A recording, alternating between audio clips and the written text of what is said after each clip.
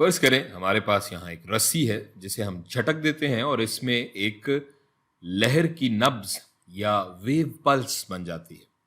اسی رسی کو اس کی دوسری طرف یہاں سے بھی ہم جھٹک دیتے ہیں اور یہاں سے بھی اس کی ایک لہر کی نبض بن جاتی ہے.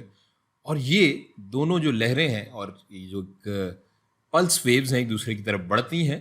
اور یہاں ہم مربع کا استعمال کر لیتے ہیں جسے ہمیں یہ مثال سمجھنے میں آسانی ہوگی.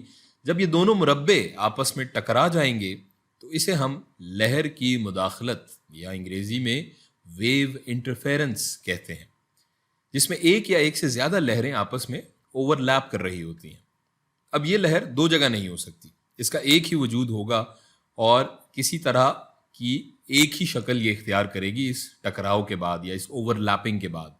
اور اگر ہمیں معلوم کرنا ہے کہ یہ لہر اس ٹکراؤ کے بعد مکمل طور پر کیسی دکھے گی، اس کے لیے ہم ان دونوں لہروں کی نبض کو جمع کر لیں گے، پلس کو جمع کر لیں گے.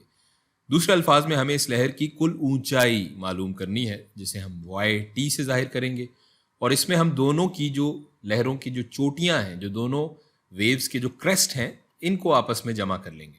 سو وائی ٹی برابر ہوگا Y T is equals to Y one جمع وائی ٹو. اب اگر ہمیں لہر کی مساوات معلوم ہے، ویو ایکویشن معلوم ہے، جو کہ ہمیں معلوم ہے، تو ہم اس کا جواب نکال سکتے ہیں. لیکن ہر بار ہمیں اتنی بھاری ریاضی میں میتھمیٹکس میں جانے کی ضرورت نہیں ہے. ہم صرف خاکے کو، ڈائیگرام کو دیکھ کر بھی لہر کی اونچائی نکال سکتے ہیں کبھی کبھی.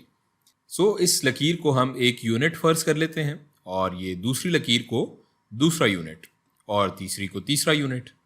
یہاں پہ نیچے کی لکیر 0 کے برابر ہے تو یہاں سے ہم شروع کریں گے.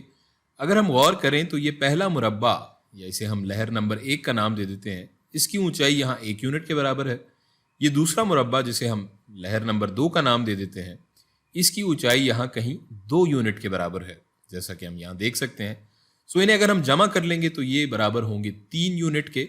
اور یہ یہاں پر ہو جائے گی ہماری انٹرفیرنس کے بعد جو ہماری ٹوٹل ویو ہے، جو اس کی جو کل اونچائی ہے وہ 3 یونٹ کے برابر ہو جائے گی اس حساب سے.